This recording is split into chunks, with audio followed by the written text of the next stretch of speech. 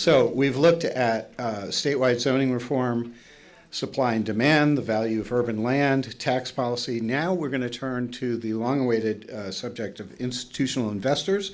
I'd like to invite up to the front our panel, which includes R.J. McGrail from the Lincoln Institute, Jeff Allenby at the Center for Geospatial Solutions, a center of the Lincoln Institute, and David Howard. Welcome, David, from the National Rental Home Council. This session will be moderated by Lauren Berlin, and we're going to start out with a video visit from the mayor of Cincinnati, Aftab Pureval. Yeah, actually, that's not a bad idea. Good afternoon. I'm Aftab Pureval, mayor of the city of Cincinnati. To the Lincoln Institute and to everyone participating in today's forum, thank you. Thank you for the opportunity to discuss the housing challenges that so many of our communities are facing and the strategies that cities like ours are implementing to address them. Cincinnati is proud to be a legacy city. If you visit us, you'll notice that in our urban core, in so many of our neighborhoods, we are home to beautiful historic architecture. It's a distinct part of our culture, a part of our history. But the flip side of that is that we have an aging built environment, aging buildings and aging single-family homes. And that reality, combined with the fact that we're an affordable city in the national context, has made us a key target for predatory institutional investors. Like other cities, we've seen a trend of bad acting out-of-town corporations coming in to buy up huge swaths of single-family homes, not doing anything to invest in them, and then jacking up the rents overnight. This practice contributes to pricing legacy communities out of their neighborhoods. It hurts the well-being of the tenants who are being neglected, and it has a negative impact on our entire housing market, where we have been on national list after national list due to the increase in our local rents. We've been working to fight back against this trend and against its negative impact on renters in a whole host of ways. That has included a new Access to Counsel program to provide free legal support and emergency rental assistance to help keep families in their home. It's included expanded code enforcement. Right now, I have a proposal in front of council to increase monitoring and penalties for serious code violations, as well as a new law for the city to directly make emergency repairs in the extreme cases where a property owner has left tenants in danger. And on top of all that, we have been aggressive in the courts with lawsuits this year to hold two of the most problematic institutional investors accountable for their predatory behavior. But so much of that work, while it's important, is reactive to the problems we're seeing. And at the same time, we have to make innovative investments to fight this challenge on the front end. In 2021, the Port, a public agency supported by our city and county, outbid 13 other investors for a portfolio of 194 single-family homes throughout our city. This opportunity became available after the out-of-town company who owned this portfolio had been sued by our city for neglect, for disrepair, and for unpaid fines. And our partners jumped at the chance to get these houses back into the hands of local homeowners. Since taking control of these homes, the Port has made tremendous progress on two goals. First, supporting existing tenants with the property maintenance and outreach they'd been lacking. Since 2022, 70 tenants have received rental assistance, and maintenance requests went from there being no clear process in place under the former owner to an average completion of requests of 72 hours. And two, the second goal, the reason there's so much potential in this program has been to rehab these homes and put them back into the market for families, not for institutional investors to buy. There were 63 vacant houses in the portfolio, and our partners are actively working to get them ready for local home ownership. So far, 5 of the houses have been sold, 4 are under contract, and all of those are going to income-eligible buyers with a 5-year owner-occupant requirement. Here in Cincinnati, we are extremely proud of the results this program has delivered so far. It's important to acknowledge that when you're talking about such a broad trend, any one initiative can only have so much impact. Local governments are inherently limited in terms of both resources and our ability to move markets. But I believe that this program has been a strong piece of evidence for the value there is in thinking outside of the box and in leaning in and testing innovative ideas. Thank you all so much for having me, and I hope you enjoy the rest of this incredibly helpful forum. Take care.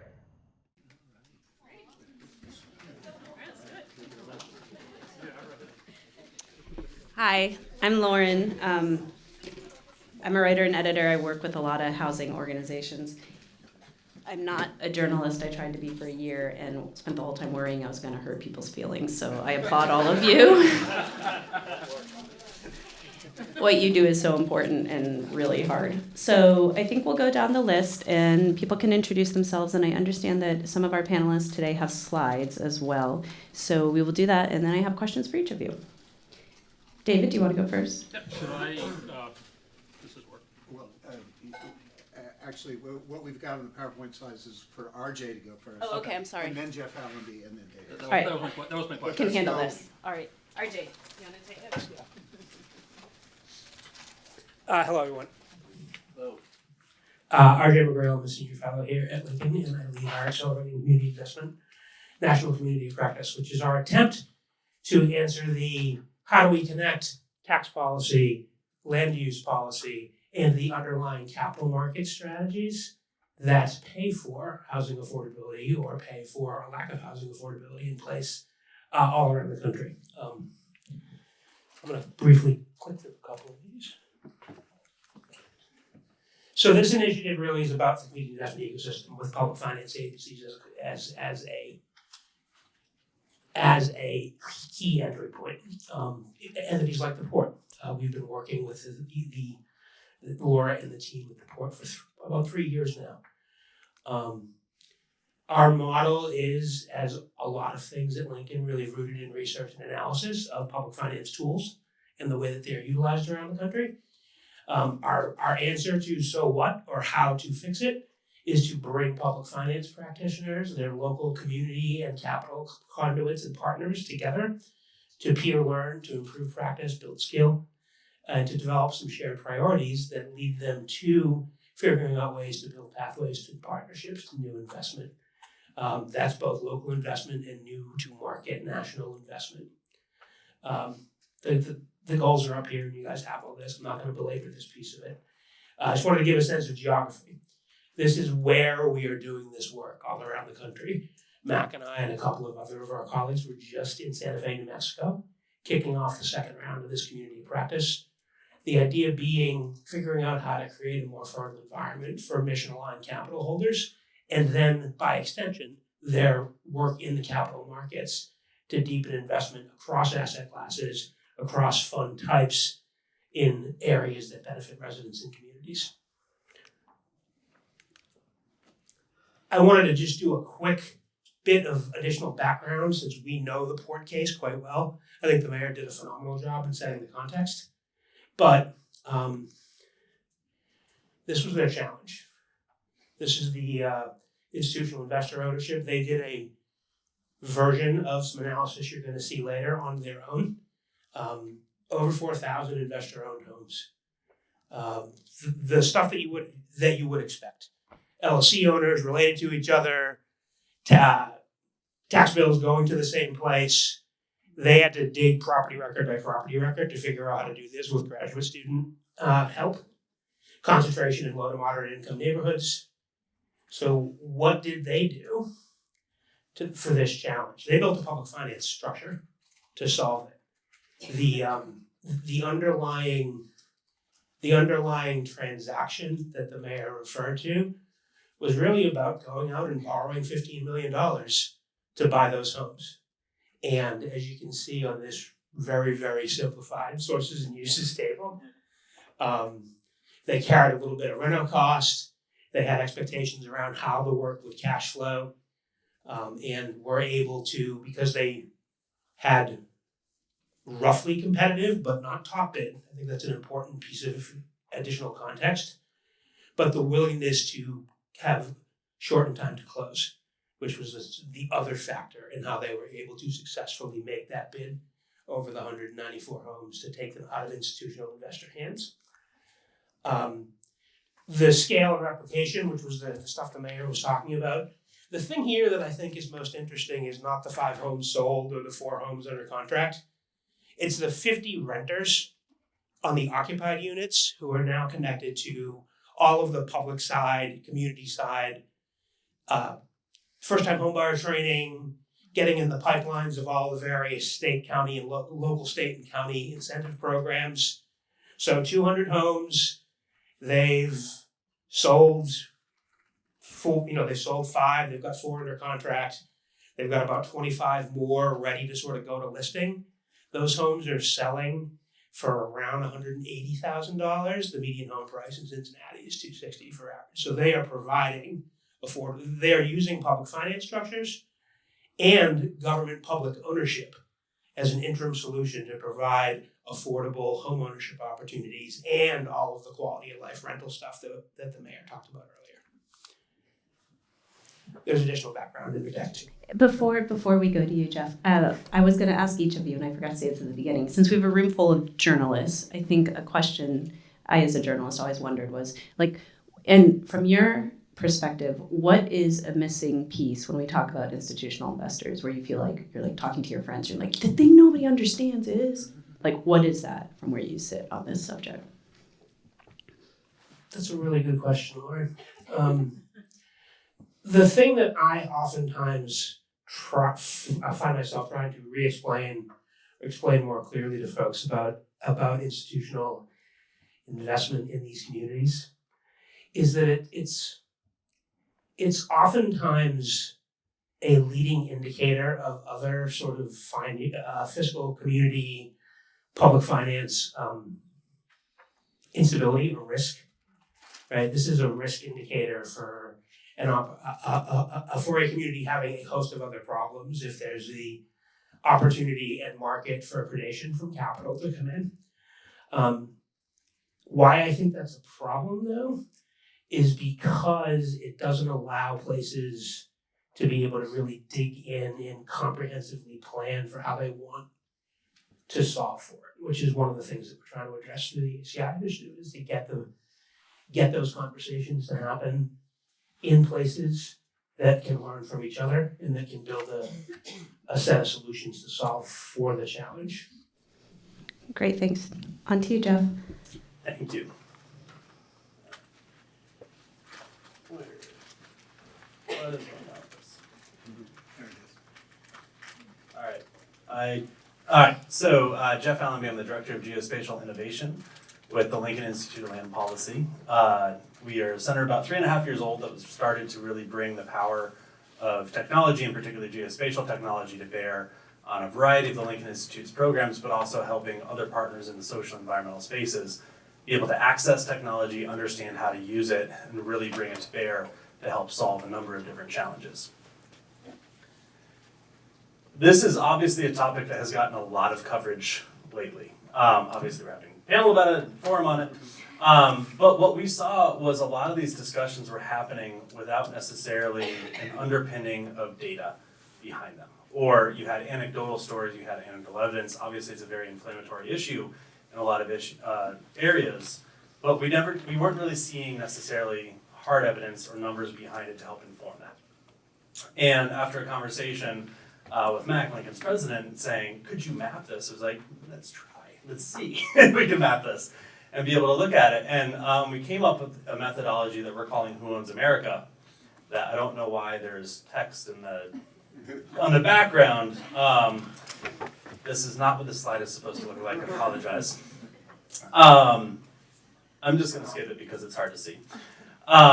Came up with a methodology that compares information from property tax, deed information, other sources, to be able to classify each parcel into one of about 16 different ownership types. Looking at, is it owner occupied, is it investor owned, which is an individual, and this, Emily, gets to your question earlier, is it an individual that happened to buy a house or have a couple of houses but it's under my name? Is it business owned, which is typically in the title it has, LLC, partnership. We have a list of about 50 different keywords that we're searching for in that. We're also looking at whether the mailing address is in state or out of state to try to tap into some of the absentee landlord concerns that have been brought up in the past. And then one of the big things that we're doing is we're also doing the analytics to look at portfolio size, to be able to understand for that mailing address and for that owner name, and actually starting to dig now with open corporates data and some other data into subsidiary structures and actually peeling back that veil of corporate ownership to map out how big is that portfolio attached to each property. So is it individual, one person owns one house? Is it a small portfolio, which we classify as between 2 and 25 properties? Or is it over 25 properties, a large investor? And a lot of that is to be able to, because there's nuance, and to be able to look and say, and to kind of preempt your question a little bit, Lauren, is that not every business or not every investor is necessarily a bad actor or bad. But what we need to do is start to be able to differentiate and understand where activity is happening. And that is a big point of this analysis, is that place matters. The pilot that we started the work in was the city of Baltimore that I have up on the screen. On this map, gray, kind of white is owner-occupied properties. Any of the colors on that is either investor or business owned. Someone doesn't live in that property. Reds and purples are in-state and out-of-state businesses. Greens and blues are in-state and out-of-state individuals who own properties. And you see a lot of variability across the city. I don't have it on this map, but other presentations I usually do of putting up socioeconomics. They tie very closely between the two, and where you see higher rates of owner occupancy and higher socioeconomic classes.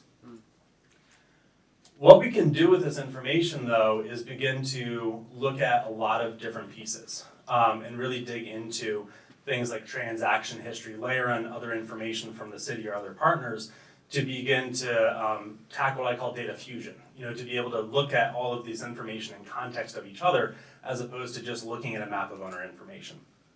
This is a map of residential properties sold since 2021, kind of mid-pandemic, last couple of years. And you see very distinct concentrations and differences based on neighborhood. I know there's a number of people from Baltimore in the room.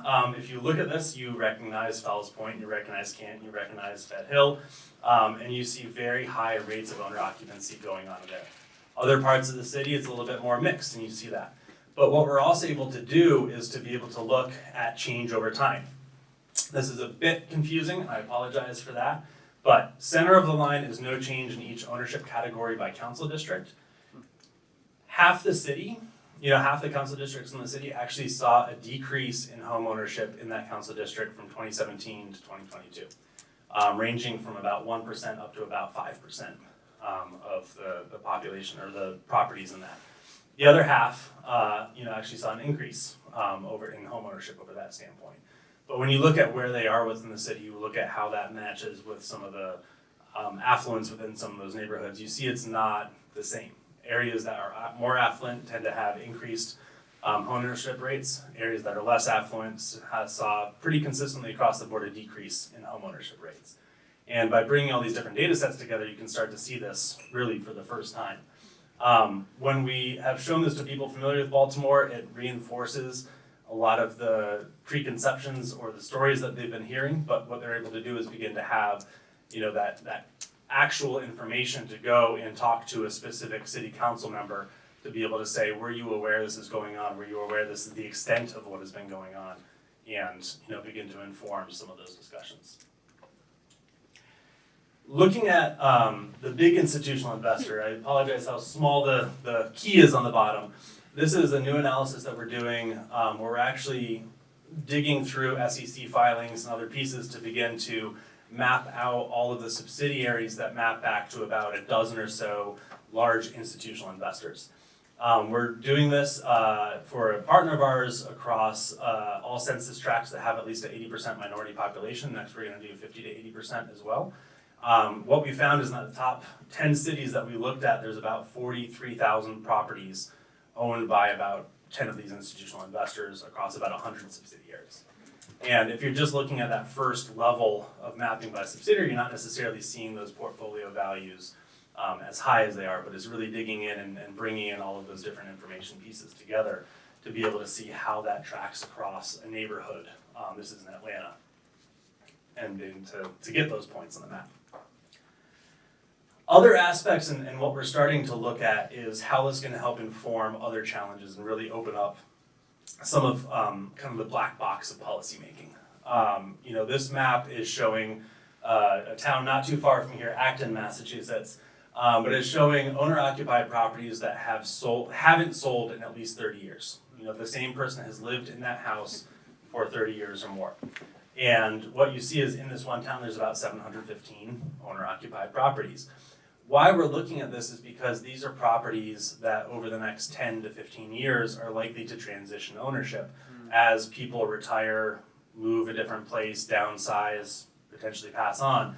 And to really help communities understand the scale of what is coming down the pike. And as we have these conversations about different strategies around managing institutional investors coming in, these are the type of properties that are most at risk, for lack of a better term, for having predatory investors approaching them. And how do you do proactive outreach? How do you help homeowners understand what their house is actually valued at? Under a current market where if you've lived there for 30 years, you might not be tracking that as much. But really providing that information up front. And the nice thing is about the way the data's set up, I ran this query in about 10 seconds. It's really just saying, show me owner occupied, last sold, from 1993 on. And it returns results in about 30 seconds. And so you can really create these different scenarios and subset information to get firm numbers where if you're in a public meeting talking about different pieces, we're currently working with a group out in Maui doing wildfire response and trying to understand about property tax relief for people whose houses have burned down. The mayor's like, we can't do that, it's gonna reduce our property tax roll by $19 million if we do that. What we're able to do is subset and say, okay, show me only owner-occupied properties with a value under $750,000. It's $250,000 of tax revenue. It's not 19 million. It's a much different story and a much more nuanced story, and suddenly something might be a little bit more feasible. But having the ability to be reactive and to be able to look at that is really powerful, having this variety of information brought all into one place. Last couple ones, and this, I swear these slides I had submitted before the conversations this morning. This is looking at currently vacant properties sold since 2017 in Baltimore. And looking at from the speculation aspect, I can't really show the area up here is north of one of the more affluent areas in Baltimore. You are seeing more gentrification. It's right near Johns Hopkins Hospital. You are seeing a lot of vacant properties in that area owned by both individuals and businesses or investors. But you're starting to see areas where it might be more prone to gentrification, where you see speculators kind of camping out. And especially with the conversation we were just having, being able to map that across cities is really important, but also understanding how that varies neighborhood by neighborhood. Last one is the same map, but looking at code violations and being able to see the intersection between code violations and vacancies with owner type. We do have other interactive viewers that you can go on a website and see pie charts and everything mix around. But when you look at code violations, it's about 30% of code violations in the city are on properties that are owner occupied, about 70% are investor business owned. And really just being able to get those quick summary statistics, out of state is different than in state, all of those pieces, but gives you visibility that you never really have without having all of that data into one place. Thank you. Do you want to say anything about what you wish people understood, or you feel like you got it? I kind of got that a little bit before. I think the biggest thing is that place matters. I am a geographer by training. I live in maps. That is my life. That is my existence. And what I know from spending my life in maps is that no two areas are the same, but especially with this type of a challenge, you're not seeing the same thing city to city, let alone, but even within a city, there's a lot of spatial variability around what impacts are happening, and just trying to make sure that a policy that you're putting in place is actually going and having an impact in the communities that you want it to, and that it's not a well-intentioned policy but it doesn't actually meet where it needs to go. Great, thanks. Okay, do you want to come up? I feel bad that you're relegated on the Can I wall. do from the podium? Sure, Okay, yeah. perfect, thank you, thank you.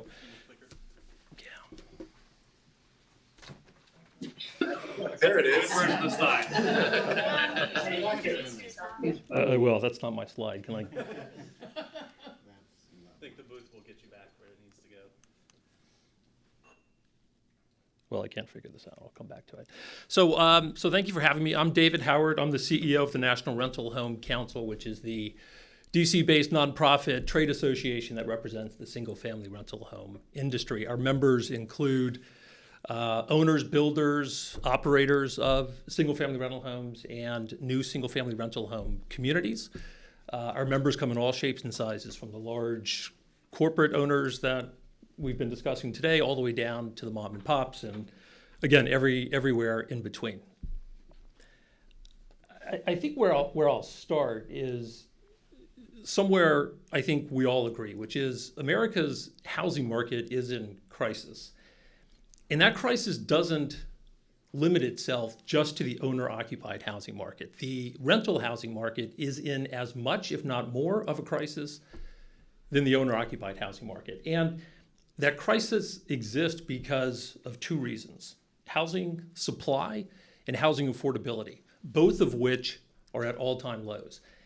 And the reason they're at all-time lows is because we've been underbuilding and underinvesting in housing for decades. Just to put one statistic out there, in the 1970s, America routinely built, on average, 400,000 starter homes a year, defined as any home at 1,400 square feet or less. In 2021, which is the last year for which I have data, we built 65,000. So again, we went from 400,000 a year in the 70s and into the 80s to less than 100,000 just a couple of years ago. The only way to address this crisis is to build more houses and to invest more in housing, and housing of all kinds, owner-occupied housing and rental housing. And that, I would argue, is what owners of single-family rental homes and builders of single-family rental homes are doing. They're investing in neighborhoods, they're investing in communities, they're investing in housing. As it relates to institutional owners of single-family rental homes, I think in order to answer the question whether they're having some kind of broader impact on the greater good of the housing market, you have to look at the context, because not only does place matter, context also matters. Institutions that own single-family rental homes in this country account for 0.4% of the housing in the United States. Said another way, 99.6% of the housing in the United States is owned by somebody other than an institution that owns a single-family rental home. That's actually not true. That is absolutely true. 145 million homes is all the homes, including the rentals, and so some of those are institutional owners of rentals. So, of multifamily rentals, right? so there are 600,000 homes that comes from the Urban Institute that are owned by institutions that have single-family rental homes. That's right. But there's only 86 million single-family. Single-family homes, right. The 145 million is owner-occupied homes, it's rental homes, and it's vacant homes. It's a number we use that comes from the Census Bureau, just to be clear. Institutions also don't own more than 1% of the housing in any state in the country. In terms of the rental housing in the United States, institutions that own single-family rental homes own about 3% of all the rental housing. So of the 44 million rental housing units in the country, institutions that own single-family rental homes account for 3%. You compare that to the multifamily space, institutions own about half of all apartment units in the country. We actually did a study at NRHC earlier this year to measure the growth of the single-family rental home market over time. And what we found was, as a share of the overall single-family housing market, the amount of homes owned by institutions is actually less today than it was 10 years ago. How do you define institutions here? So, again, there are a variety of responses to that question. We use the Urban Institute data. I don't know if anybody from Urban is here. Lori Goodman has done a lot of really good work. As a matter of fact, she produced a study in April of this year that looked at that very issue. How do you define institutional investor? And for her, an institution was any entity that owned 100 or more properties. And so that's what we're going by. But didn't that same study found like Atlanta, it was 30% of the homes owned by single family rentals, and like Charlotte was 20%. So like, yeah, it's 3%, like if you dilute the entire country, but if you look at the markets where housing is more affordable, where people are moving to, the share of, in that same study was 30% Atlanta. No, that's a great point. And I've got a slide on that. Just some more context for you. The amount of owner-occupied housing in the US has increased over 10% over the past 5 years. The amount of rental housing, multifamily and single family, has increased just about 2.5%. So owner-occupied housing, home ownership, to a certain extent is working. It might not be working to the extent that we all want to see it, but it's working. And it's certainly working at the expense of rental housing. You can see over the last 5 years, point number 2, the share of America's housing market accounted for by rental housing has actually fallen, whereas the share of owner-occupied housing has increased, almost 3 percentage points. We went back and looked 50 years ago at what this breakdown was. 50 years ago, 32.5% of America's housing market was rental housing. So there was more rental housing as a share of the overall housing market 50 years ago than there is today. And again, that's multifamily and single family. Lastly, the home ownership rate is up almost 2 percentage points over the past 5 years.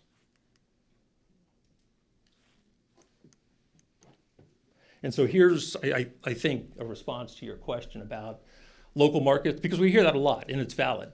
About 0.4% of the housing nationwide is owned by institutions that own single-family rental homes, but certainly there are concentrations of homes in specific markets, particularly markets that have been faster growing over the past, say, 5 to 10 years. Lots of job growth, in-migration, characteristics like that. But even in a market like Atlanta, which has the greatest concentration, the highest number of properties owned by institutions, home ownership is up over the past 3 years. More importantly, in this last column, that speaks to the real challenge in the housing market, back to my original comments. It's really about housing supply. We're not building enough housing. We're not investing enough in housing. There are 105,000 homes needed in the Atlanta metro just to meet the demand that's out there, which is the 8th highest in the country. And obviously this isn't a comprehensive list. There are certainly other markets out there. We just picked some of those markets where there are greater concentrations of properties, and those markets that tend to be in the media a little bit more often. Just the last, I've got a couple of slides, but we've got one specifically on Cincinnati. So, a couple of things that weren't covered about Cincinnati. The home ownership rate in Cincinnati is up almost 5 percentage points over the last 5 years. Housing owned by institutions in the Cincinnati MSA, 1.2%. Of the almost 1 million homes in Cincinnati, 1.2% are owned by institutions. Undersupply, 25,000. These undersupply numbers, by the way, come from Growth's housing underproduction report. This last piece, you can see investor purchases, according to Redfin data, down every quarter over the last 6 quarters. And then I think this last slide over here, again, gets back to some of the supply challenges in the housing market. We don't have data for Cincinnati in this case, but we have data at the state level. And this comes from the Bipartisan Policy Center. Over the last 10 years, the population in the state of Ohio has grown by over 150,000 people, yet the housing stock has only grown by about 120,000. And the reason why there isn't more housing in Ohio is because there haven't been permits issued to keep up with the growth. If you look at the last 3 decades in the state of Ohio, in the 1990s, 330,000 permits to build single-family homes were issued. In the next decade, the early 2000s, 312,000 permits were issued. Last decade, that number fell by half. So we issued in Ohio half as many permits as we did over the preceding 2 decades. That's why there's a housing supply challenge in the state of Ohio and in Cincinnati specifically. How many people per house in Ohio? Because if the population went up 157,000, if there's 2.3 people per house, then you only needed about 60,000 houses. And then the growth in the housing stock was actually double than this growth of the household growth, right? Well, I don't have that data, so you could be valid. Great, thank you. Okay, I have a million questions, but I think you all probably have a lot too. So the one thing I want to do based on Emily Badger's question, which I think was a really good one, it sounds like, David, I want to just get clarity, and I intend this as a very short question, and then I'm going to open it to the audience. I just want to get clarity on what each of you mean by institutional investor, because I don't have confidence that all 3 of you are talking about the same thing. So David, it sounds like you're saying you define it as an entity that owns at least 100 units of housing. Is that right? That's the definition that I use, yeah. That's And okay. that- and that comes directly from the Urban Institute. Okay, just making sure. RJ, is that, yes, no? Same definition? If no, what do you use? And then I'll ask you, Joe. For us, it's more about capital source than unit count. So institutional, there are 3 publicly traded single-family rental REITs. One of them is Canada-based, 2 of them are based here in the US. They've got 8% of the sort of growth in ownership over the last 5 years, according to some Moody's analysis. And that, to Rhonda's point, this is something I wanted to actually, before we get to the questions, just sort of pull the thread on a little bit more, to talk about the US housing market for me as something that is an aggregate, that it's meaningless to talk about 3% of investors, regardless of how you define investor, in a national market, because we don't have a national housing market. We have a series of subnational and regional markets in this country. And so the Sun Belt question is different than the industrial Midwest question. And to aggregate this market concerns me a little bit. Just as a matter of how we effectively tell the story from a public policy, finance, capital markets, all the inputs that come to housing affordability, so. Okay, Jeff, do you have anything you want to say about your definition? 25. Okay.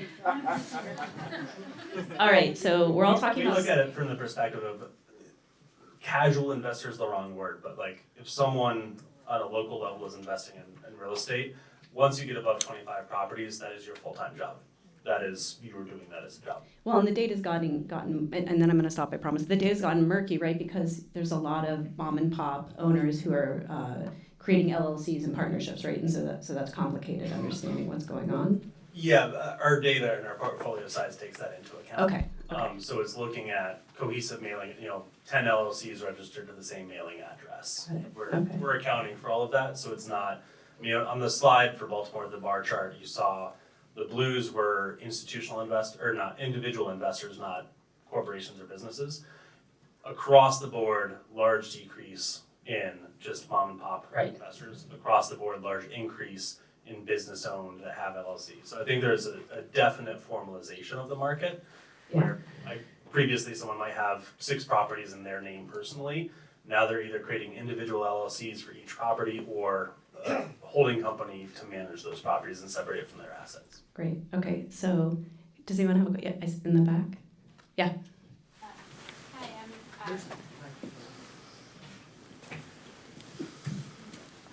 Hi, I'm Rachel. I write for Vox. I feel like there ends up being sort of similar circular things that happen in this particular conversation. Like institutional investors feel like they're being scapegoated, and sort of supporters say this is a distraction from the real problem. We need to increase supply, or it's sort of saying like you are stigmatizing rental housing. What's wrong with rental housing? That's a perfectly decent option for some people who might want it. I feel like what gets challenging is we look around at other segments of our economy where like, yes, it might be a small amount today, but like look at hospitals, look at like plenty of other things where like the growth can go up a lot and then be extremely hard to ever like get back or claw back. So it feels like there's a strong push I think I get from people when you're looking to the streets, like nothing to see here, like this is being overblown, let's focus on, these bigger factors. And I guess just like from a reporter standpoint, I think, and this is something I think a lot of housing advocates I've talked to have kind of asked as well, is like why can't we do multiple things at once? Like why can't we be tackling multiple problems?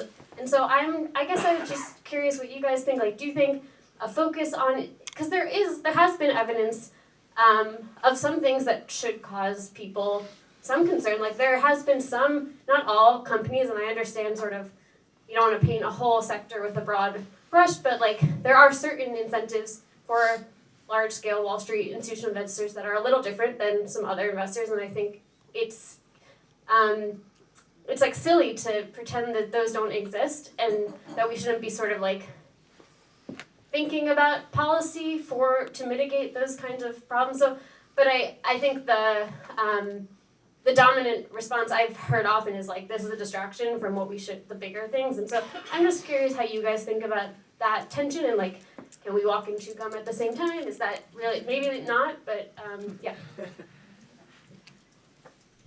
David, my sense is that was directed to you. There was a lot packed in there. And a lot to think about. And I mean, look, to be perfectly candid, I would like to hear from you all about that. I mean, look, we spend an awful lot of time responding to media inquiries that begin and end something like private equity is buying every house in every market across the country, and that necessarily is bad. And so we've seen the data, and we know that's not the case. And so we also spend a lot of time trying to figure out what the real issue is. I give you, whoever made the point, there are bad actors out there. And whether we leave it up to city officials, public officials, whether we try to self-police it, and we're doing some things at NRHC on our own and in partnership with some of our fellow trade organizations to police the bad actors in the space, you know, whatever the answer to that is, that certainly needs to happen. And so we need to work on that. But again, what I have trouble with is, what is the real issue? Is it private equity and everybody hates private equity? Landlords and everybody hates landlords? Are landlords doing bad things? Is private equity doing bad things? I mean, those are some things that I think if we knew, we could address very directly. I mean, I think in some cases, the answer to both of those questions, David, we do know that it's yes. Landlords are doing bad things. Some institutional investors. No, I mean, I just don't think it's fair to say we don't know the answer. The answer is yes. We might not know the answer at depth, market by market, at a granular level, but we absolutely, anecdotally and in trend data, know that there are some bad actors in both of the segments of the industry association that you represent. And to say that there aren't, I think is unfair. And to get back to, I'm sorry, I totally missed your name. Rachel, your question, we can't build and preserve our way out of this problem alone. We can't policy incent our way out of this problem alone. We can't tax scheme change our way out of this problem on its own. We need to be doing all of that. I don't want to spoil the grand conclusion of the narrative arc that Anthony and the team have built here today, but spoiler alert, it's yes. The answer to your question is A, we absolutely have to walk and chew gum at the same time, but we also have to pick up the trash and walk our dog and put the umbrella up when it starts to rain. That was an inelegant analogy. I think everybody followed what I was saying. All right, yes, Rhonda, and then I got you in the back. I just have a question for either Jeff or maybe Robert. So in Baltimore, what was the impact you see in the neighborhoods where there's a higher level of investment? Like, so are you seeing those neighborhoods changing, and how are they changing? Do you notice a difference? Yes, I mean, there's two aspects to that. One is looking at the data and just looking at year over sales. Is the rate of sales going towards investors' businesses increasing? Which in some neighborhoods, yes, it is. You know, and I think part of the challenge of looking at statistics in the aggregate versus my point of place very much matters is that if you look at Baltimore across the board, it's 51% owner occupied in residential properties, and that rate's held constant year over year over the last 5 years. If you look at Canton, it's 80% owner occupied, and you see an increasing rate of owner occupancy over the last 5 years. If you look at Mount Washington or the west side of the city, it's 20% owner occupied, and it's actually decreased in the last 5 years from about 25% down to about 20% in some neighborhoods. And so there definitely is, from the data perspective, you see changes, you see increased rates of business investor-owned properties in that area. Driving around, you see a lot of things. You know, I live just south of Baltimore, Annapolis, but when I take my daughters to the zoo, we drive down through the west side of Baltimore and explaining why a third of the buildings have sheets of plywood over their doors and windows. And that's hard to do to a 6-year-old, explain to a 6-year-old. But it definitely is visible. You see that issue. I think even, my wife went to grad school in Baltimore in 2011, and just seeing the difference in some of these neighborhoods, over the last 10 years, like you are seeing some shifts. But I would not say that it's equal across the city. Not every neighborhood is going downhill or going uphill or even within a neighborhood.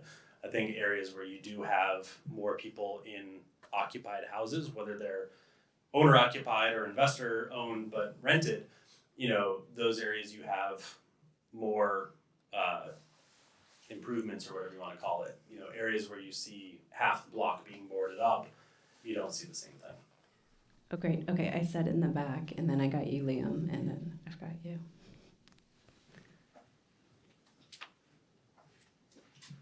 Robbie Square, state line. So I know, talking about this is open-ended. What the what is the problem? I imagine the problem is a power imbalance. Tenants really don't have that much power to address their institutional landlords because they fear that their houses are going to be taken away, or their services are being cut, which are services they're probably not even getting. And institutional landlords probably have the capital to go to court and have the capital to do all of this. If cities and municipalities really cared about leveling the playing field, what tools are at their advantage to actually take on and level that playing field a bit? RJ? Yeah, it's a good question, Robbie. There's a couple of things that come immediately to mind, and I'll tie one of them back to a picture that you saw in Jeff's analysis a few seconds ago. You remember that bright white occupied by a homeowner neighborhood on the east side? That's Patterson Park. There's a slide in that deck and a layer in that analysis that shows you where both the city and county first-time homebuyer incentives have been deployed. Big heat map. Just like the corresponding west side big heat map sort of activity around code violations in a predominantly investor-owned neighborhood, when you make a public policy decision to apply a first-time home buyer incentive, down payment assistance, the police and fire, live locally stuff that municipalities and county and state governments do, that drives purchase activity over time, and it drives long-standing home ownership over time. So I think those are a couple of policy levers. And then, of course, there are a ton of capital markets adjacent, public incentive, tax type incentives as well. So those are just a couple examples. Thanks, and then Liam?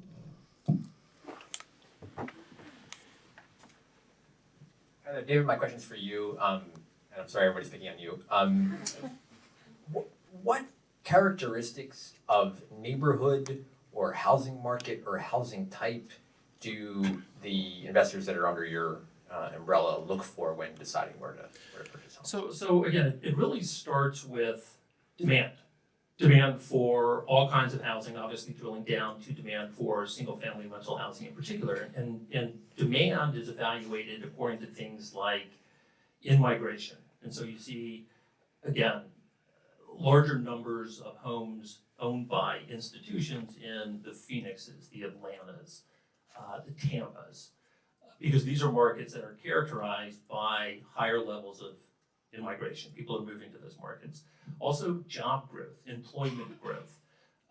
Again, factors that attract families to move to those markets. We know from data that we have, and I think intuitively this makes sense, when somebody moves to a new market, there's a high probability they're going to rent. And so that's why you see more rental activity in some of the markets that I've mentioned until they can figure out where they want to have their kids in school, how they want to commute to their job, that sort of thing. And so, when people talk to me about Nashville, for example, which is a growing market for institutions that own single-family rental homes, it's because Nashville has been the poster child for immigration and job growth. And so I think that's where things start for institutions when they evaluate markets where they want to be. And so they think the returns will be bigger there because there's more people that are going to be coming immediately, or? I'm not sure it's a question initially of returns. I think it's a question of where can we go and meet a need? Where is there the greatest demand? As a quick follow-up, I mean, I can imagine it also depends on the purchaser's intentions, right? Like we were talking earlier about how there are buyers who are going to hold the property and wait for values to increase. There are buyers who are going to rent it out. I don't think you heard this, but I can imagine, because some of it probably also depends on property prices in any single given market, yeah? To some extent it does. I will also say something we haven't covered is the trend toward building new homes. And so we've seen that over the last, say, 18 to 24 months. Most of the larger owners in the single-family rental home market have transitioned away from acquisitions to building new single-family rental home communities. Build to rent is the trend. Why? Well, because just like for individuals, it's becoming harder and harder to purchase single-family homes. They're harder to finance. They're more expensive. There are significant inventory challenges, and there's excess demand for single-family rentals. And so it's oftentimes just a lot more pragmatic for companies to build a new single-family rental home community. I will say, mark on your calendars, in January there's a report coming out by the Joint Center at Harvard on the state of the nation's rental housing, and there's a big discussion of this, that the profile of what used to be a first-time home buyer is becoming a renter because rental demand is increasing up the income spectrum, and so there is increasing demand for homes that are larger than what you would think of as, so it's like early January it's coming. And so the data that I showed, 600,000 homes owned by institutional owners, and as we've discussed, we define institution as anyone that owns more than 100. 100,000 of those 600,000 homes were built in the last 2 years. Okay, Ben, I know it's also, I understand there's a cultural shift, right? As like the pandemic has shown that in younger generations, people don't always value home ownership as much because they want to move. Or in terms of rental demand. Yeah, we're actually not seeing it, and I'd be interested in your comments as well. We're actually not seeing that younger homeowners don't value home ownership. What we're seeing is from younger generations, we want to be homeowners. The path to how we get there is a little bit different. It's going to take us longer. We're comfortable with that. But certainly the demand for home ownership that we're seeing is as strong as it's ever been. Or they're locked out of it. Ben, your turn. Or at this point in time, that's right. Hey, thanks for this. This has been really interesting. I'm sorry if I'm belaboring a point that's already been made. I guess I'm just to be clear. So for RJ and Jeff, because I think I know your answer to this question, but if a city sees a big spike in institutional investors owning homes, is the concern that the city will then necessarily see an increase in code violations, an increase in rents over other segments of the market? Like, what is the actual concern?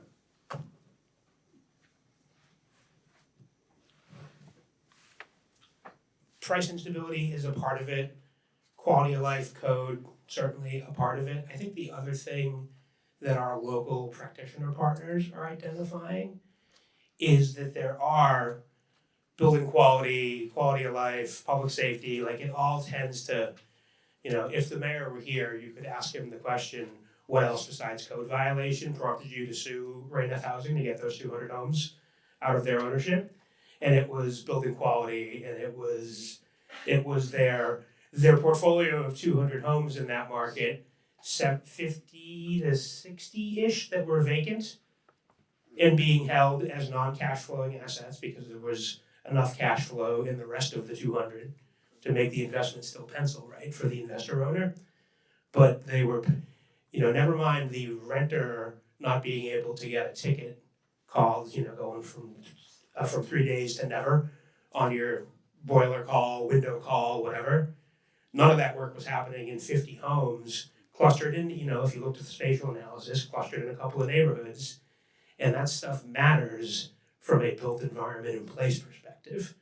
If there's 50 vacant, if there's 10 vacant homes held by somebody in Los Angeles in your neighborhood, in a low to moderate income census tract neighborhood in, East Cincinnati, that matters to a whole range of public life, civic realm activities beyond sort of the fundamental housing supply demand conversation. So I think that's a big piece of it for practitioners and for residents in neighborhoods, right?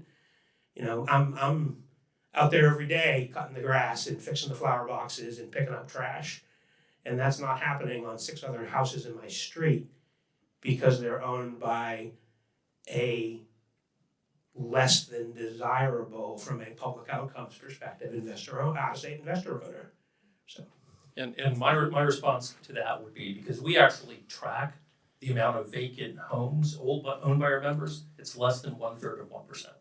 It is in nobody's interest to own a home and not have a resident in there.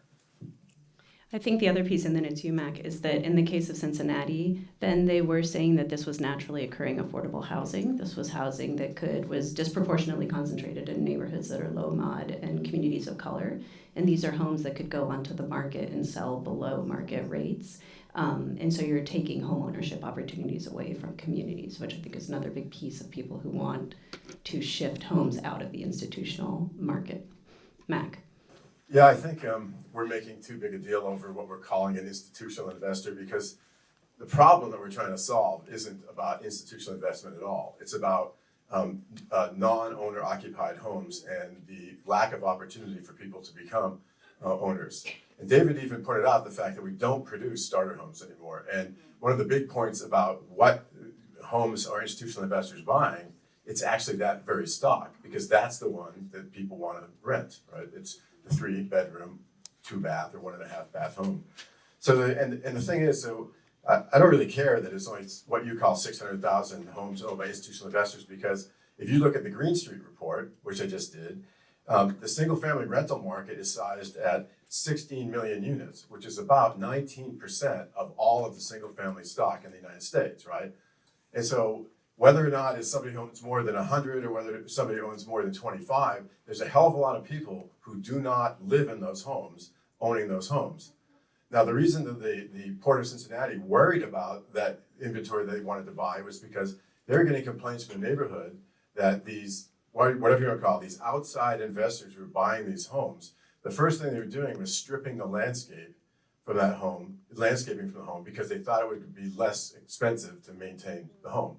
And then they were saying that that's driving down housing prices in their neighborhood, and it was making their neighborhood less desirable to live in, because it was just ruining the kind of the ambiance of the neighborhood when homes just looked worse, right? They also said that they were maintaining them at a lower level of quality, right? Now, the other thing to point out is that not all kind of investors to rent are monolithic, right? There might be some long-term owners of rental housing that have very much interest in maintaining it at a very high quality and maintaining the neighborhood, right? And that's fine, except to the extent that it limits the ability of us to achieve other kind of policy goals, like, oh, let's close the racial homeownership gap. How are we going to close the racial homeownership gap if there's no homes to be able to be sold? How are we going to close racial wealth gaps if we don't have homes? Because 80% of household wealth in the United States is real estate. So, there's a bunch of kind of layers here that we need to peel back. And one of the things we need to be clear about is, instead of getting involved in a debate of what's an institutional investor or not, if someone owns 25 housing units in any given market, they are kind of a company that you have to worry about. And the quality of the management of that property matters, and what the impact on those neighborhoods matter. And so it's really, really important to be clear about what the issue is and what the problem is, and get away from these definitions of what an institutional investor is. Yeah, let me respond to that though quickly. First of all, I've been in this business a long time. I've never heard of any company stripping landscaping from a home that they've purchased to make it less expensive to maintain. Maybe that has happened. We'll introduce Then please do. I mean, but look, an accusation like that all of a sudden puts in people's minds that that's what the market is. That is not what's happening. Maybe that happened here or there, but that's not something that certainly happens across the industry. And then secondly, I would say this. Everybody wants to see higher levels of homeownership in this country. We actually have programs in place at NRHC to assist residents on the path to homeownership. We have a national partnership with Isuzu so that our members can provide rent reporting services free of charge to any resident who wants to have on-time rent payments reported to the credit agencies. We have members that offer down payment assistance to the residents so that they can use, not just for the home that they're living in, any home that they want to purchase. We have a fairly vibrant and growing stronger needs more work, or we're getting there, rent-to-own program, which I think is a very effective and innovative way to transition renters into homeowners. But, the bigger policy issue here also is, who are we to say what the highest and best use of a single-family home is? If you're a renter and you want to rent, and there are no homes for you to rent, what are your options? And if we were at a point where 80% of every market in this country was owned by a publicly traded company or a private equity firm, we'd have a problem. We're nowhere near that point. We're never going to get to that point. The reality is there are 16 million single-family rental homes in this country, and when you include townhomes and duplexes, it's closer to 20 million, an awful lot. Institutions own 600,000. And look, I'm not minimizing concerns here. But what I'm saying is, if you want to or need to rent a single-family rental home, for whatever reason, you want your kids to be in a certain school district that you can't live in because you can't afford to buy a home, we know that the number one determinant of success, and I put an asterisk by that, is the zip code where somebody grew up. If you can't afford to buy a home in Buckhead, what are your options? I doubt that you're gonna be able to rent it, because the rent of a home in Buckhead is gonna be equivalent to the capitalized, On average, it's $1,000 less per month to pay rent on a single-family home than it is to pay mortgage on that home. I'd have to see that data. Okay, I'm happy to forward it to you. we have time for 2 more questions, and I think we're going to go to Tim Logan.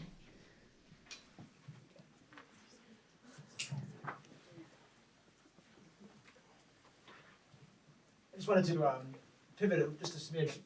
Here in Boston, we have a lot of small multifamily properties. Not so much David's crowd are buying them, but a lot of, mid-sized investors, private equity backed, sometimes foreign money, small multifamily operators buy them and often dramatically increase the rents and push people out and all that. And it's really hard to track how much of that is going on. There's a lot of anecdotes, but the data is really hard. I'm wondering if you guys have any advice on how to sort of find those stories and tell stories about that. Yes. I don't know how much time we have. I've seen the 10-minute number flash, but I also know this is the last. Maybe the short answer and then The short answer is there are ways to do it. It requires a lot of data cleaning and data analysis and looking over time and trying to see how things are changing property by property, really, and not even an aggregate.